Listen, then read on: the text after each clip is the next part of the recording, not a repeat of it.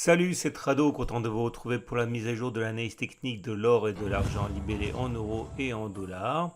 On va commencer comme d'habitude par les nouvelles qui ont émaillé l'actualité des métaux précieux. Je commence par l'épilogue sans doute de cette tentative de short squeeze de l'argent, c'est-à-dire de pousser dans leur retranchement ceux qui ont accumulé des positions spéculatives à la baisse sur l'argent. C'est un échec, a priori ça le restera. L'article de Forbes montre que en fait il était peut-être illusoire, naïf de penser que les Redditeurs, hein, les membres du groupe Reddit, alors il y a une petite controverse par rapport à l'origine du mouvement, mais en tout cas ce qui est sûr c'est que les Redditeurs étaient dans le mouvement, et les Redditeurs donc ne pouvaient pas espérer manipuler, il n'y a pas d'autre terme, hein, les cours de quelque chose d'aussi vaste que le marché de l'argent, comme ils ont pu le faire comme, une petite action, comme sur une petite action, celle de GameStop.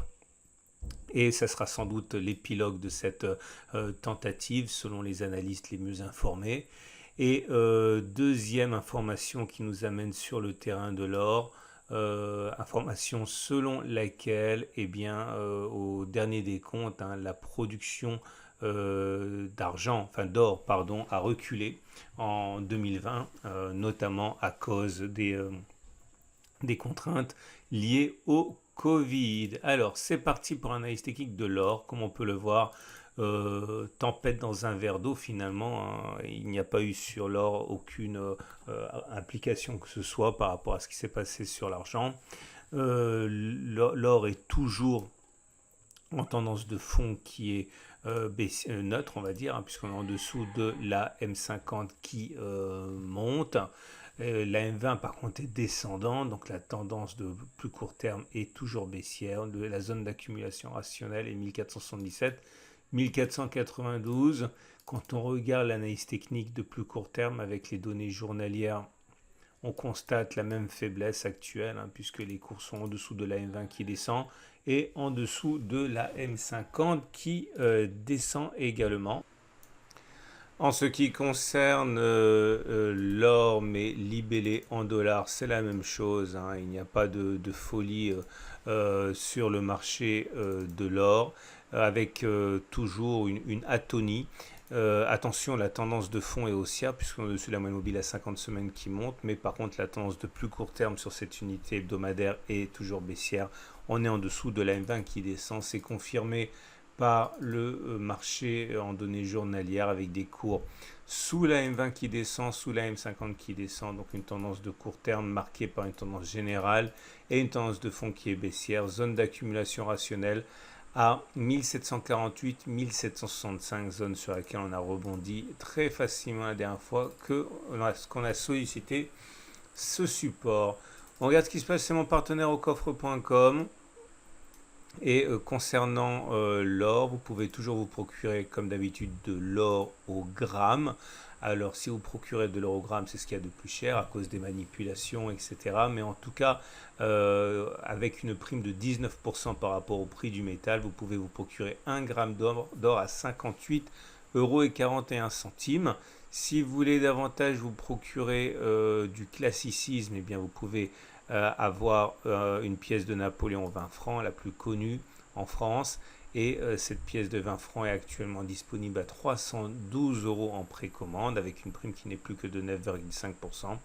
Et pour les budgets les plus conséquents, vous pouvez obtenir des Veravalor, et les Veravalor d'une once d'or donc sont accessibles actuellement au prix de 1650 €. Je vous rappelle quand même que vous pouvez obtenir des Veravalor aussi par quart d'once ou des demi-onces, hein. On passe à l'argent, et actuellement donc l'argent vous pouvez vous le procurer par Vera Silver d'une once, et la Vera Silver est actuellement à 31 €. On passe donc à l'analyse technique maintenant de l'argent. L'argent, et vous allez voir, c'est manifeste, hein. L'argent en dollars a subi des dégagements très importants suite au contact avec la résistance majeure des 28,3, 29,8. C'est pour ça qu'il faut faire de l'analyse technique également. Vous voyez, acheter de l'argent alors qu'on était au contact d'une résistance et qu'on savait que cette zone était très fortement défendue par les baissiers, était peut-être un petit peu dangereux. En tout cas, on a retesté la zone avec un échec, hein, mais la tendance de fond est haussière puisqu'on est au-dessus de la M50 qui monte, et la tendance générale est haussière également parce qu'on est au-dessus de la M20 qui monte maintenant. Et on regarde l'argent en dollars. Alors si on regarde ce qui s'est passé en 3 séances, hein, on a pris 20% entre les plus bas du 28 janvier et les plus hauts c'était le 1er février, on a pris 20%. Mais depuis, eh bien, on s'est fait rejeter par la résistance et on est actuellement à moins 11% par rapport au sommet. Et on imagine bien que les traders, les redditeurs, ceux qui ont voulu tenter ce short squeeze et qui sont rentrés en dernier se sont fait sans doute punir financièrement. Et on voit que la tendance de fond est haussière sur cette unité de temps avec une M50 qui monte. Par contre, la tendance générale est plutôt neutre avec des cours au-dessus d'une M20 qui descend. Voilà ce qu'on pouvait dire pour l'or et pour l'argent. Je vous souhaite une excellente journée et je vous retrouve samedi pour la mise à jour.